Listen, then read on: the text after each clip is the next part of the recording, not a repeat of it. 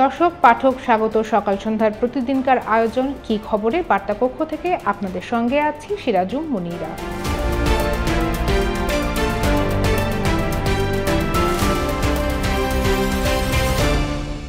শুরুতে জানাবো দেশের গুরুত্বপূর্ণ খবরগুলো। অন্তর্বর্তীকালীন সরকার দেশে অবাধ, সুষ্ঠু, অংশগ্রহণমূলক নির্বাচনের ব্যবস্থা করতে চায় বলে জানিয়েছেন প্রধান উপদেষ্টা ডক্টর মোহাম্মদ ইউনূস। তবে দেশের আইন থেকে শুরু করে প্রশাসন সহ বিভিন্ন সংস্থা পুনর্গঠনের পর এই নির্বাচনের ব্যবস্থা করা হবে বলে জানিয়েছেন তিনি। এর কারণ হিসেবে ডক্টর ইউনূস বলেছেন, শেখ হাসিনা ক্ষমতায় থাকার প্রয়োজনে দেশের প্রতিটি প্রতিষ্ঠান ধ্বংস করে দিয়েছেন। তাই নতুন সরকারের অগ্রাধিকার হলো এসব পুনর্গঠনের পর নির্বাচনের আয়োজন করা। রবিবার ঢাকার একটি হোটেলে বিদেশি কূটনীতিকদের সঙ্গে মতবিনিময় এসব কথা বলেন প্রধান উপদেষ্টা। শেখ হাসিনার ছেলে সজীব ওয়াজেদ জয়কে অপহরণ করে হত্যার পরিকল্পনার অভিযোগে 2016 সালের 16 এপ্রিল গ্রেপ্তার হয়েছিলেন সাংবাদিক শফিক রেহমান। 2018 সালে জামিনে মুক্তি পেয়ে দেশ ছাড়েন তিনি। তীব্র ছাত্র গণ আন্দোলনের মুখে গত 5 আগস্ট শেখ হাসিনা পদত্যাগ করে দেশ ছাড়ার পর এবার ফিরলেন শফিক রেহমান। সঙ্গে ছিলেন স্ত্রী তালেয়া রহমান এবং বিএনপি নেতা মিজানুর রহমান ভূঁইয়া মিল্টন। জয়কে অপহরণের ষড়যন্ত্রের ওই মামলায় মিল্টনও আসামি ছিলেন। বিমানবন্দর থেকে বেরিয়ে সবাইকে বিজয়ের শুভেচ্ছা জানান শফিক রেহমান। বলেন, আমি তার মৃত্যুদণ্ড চাই না, আমি মৃত্যুদণ্ডের বিরুদ্ধে। ব্যক্তি পূজা বন্ধ করুন, ব্যক্তি পূজা ইসলাম ধর্মের বিরোধী, দেশটাকে এগিয়ে নিয়ে যেতে হবে। ডিএমপির অতিরিক্ত কমিশনার মোহাম্মদ হারুনুর রশিদ ও তার স্ত্রীর ব্যাংক হিসাব জব্দের নির্দেশ দিয়েছে Bangladesh financial intelligence unit BFIU। রবিবার BFIU থেকে ব্যাংকগুলোকে চিঠি দেওয়া হয়। সেখানে বলা হয়, অর্থ পাচার প্রতিরোধ আইন 2012 এর নির্দেশনা অনুযায়ী হারুনুর রশিদ ও শিরিন আক্তারের ব্যাংক হিসাব লেনদেন 1 মাসের জন্য স্থগিত করা হলো। এই ব্যক্তিদের ব্যাংক হিসাব থেকে যে কোনো ধরনের লেনদেন সংঘটিত হয়ে থাকলে সেই তথ্য BFIU-তে পাঠাতে বলা হয়েছে।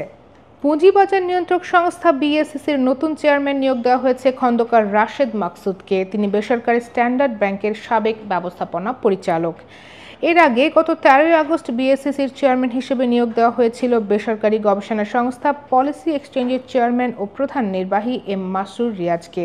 তবে তিনি এই পদে যোগ দিতে অপারগতা জানালে রবিবার সেই নিয়োগ বাতিল করে প্রজ্ঞাপন জারি করা হয়। দর্শক, দেশের আরও একটি গুরুত্বপূর্ণ পদে নতুন নিয়োগের খবর পাওয়া গেছে। বাংলাদেশ ক্রিকেট বোর্ড BCBর নতুন সভাপতি হতে যাচ্ছেন সাবেক অধিনায়ক ও প্রধান নির্বাচক ফারুক আহমেদ। এ বিষয়ে সব আনুষ্ঠানিকতা এরই মধ্যে শেষ হয়েছে। সকাল সন্ধ্যার সঙ্গেও কথা হয়েছে ফারুক আহমেদের। BCBর নতুন সভাপতি নিয়োগ নিয়ে আমাদের আজকের কি খবর আলোচনা করতে সঙ্গে রয়েছেন সহকর্মী রাহিনুর ইসলাম। রাহিনুর, আপনাকে স্বাগত। ধন্যবাদ আপনাকে। রাহিনুর, শুরুতে জানতে চাইব যে BCBর সভাপতি হিসেবে নাজমুল হাসান পাপন কি পদত্যাগ করেছেন, আর তার বিরুদ্ধে আসলে অভিযোগ কি কি?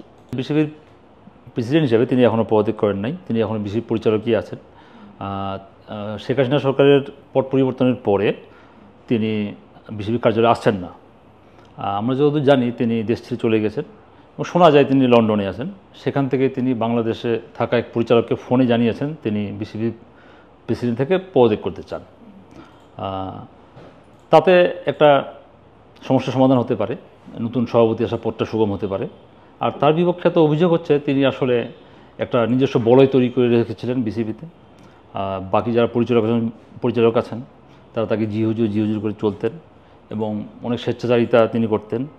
আর তার সময়ে খেলার মান কমে গেছে, কারণ সবাই আসলে খেলার বদলে ধুলা নিয়ে বেশি ছিলেন। যেমন মনে করেন আপনার কম দামি বল দিয়ে খেলা হতো। এবার তৃতীয় বিভাগ ক্রিকেট একসময় এন্ট্রি ফি ছিল 1 লক্ষ টাকা, তার সময় সেটা করা হয়েছে 5 লক্ষ টাকা। মানে 5 লক্ষ টাকা দিয়ে খেলবে কে? এইসব অভিযোগই মূলত তার বিপক্ষে আর কি। এই জন্য সবাই চাচ্ছেন তিনি যেন পদত্যাগ করেন। আমরা জেনেছি নতুন সভাপতি হতে যাচ্ছেন ফারুক আহমেদ। তাকে সম্ভাবনায় রাখার বা তার নাম ঘোষণার কারণ কি কি?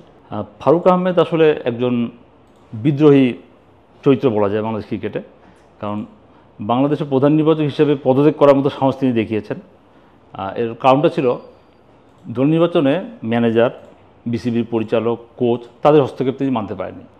তার যে বিদ্রোহ একটা সত্তা, এটা বর্তমান যারা বৈষম্য বিরোধী ছাত্র আন্দোলনের যারা নেতা এবং আসিফ মাহমুদ এসেছেন ক্রীড়া উপদেষ্টা হিসেবে, আমার ধারণা এটা তাদের পছন্দ হয়েছে।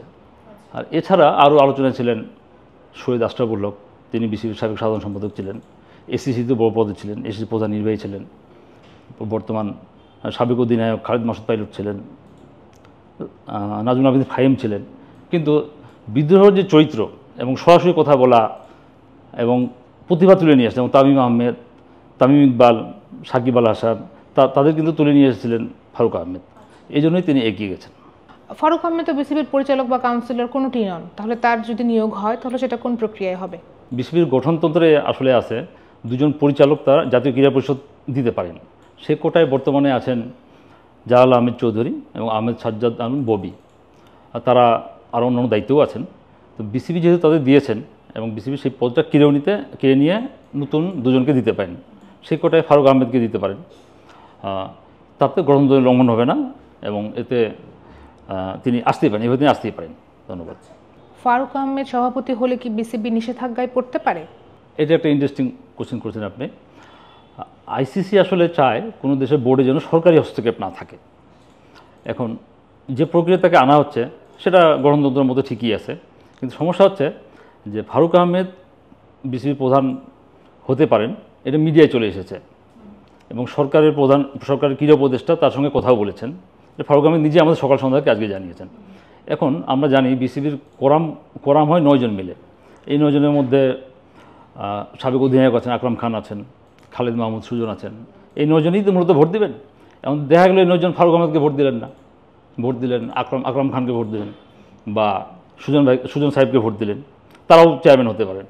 কিন্তু এখন কেউ যদি মিডিয়ার কাটিং নিয়ে আইসিসির কাছে জমা দেয় যে এটা আগে থেকে নির্ধারিত ছিল ফারুক আহমেদ হচ্ছেন, তখন আইসিসি কী করবে? এটা ইন্টারেস্টিং ব্যাপার।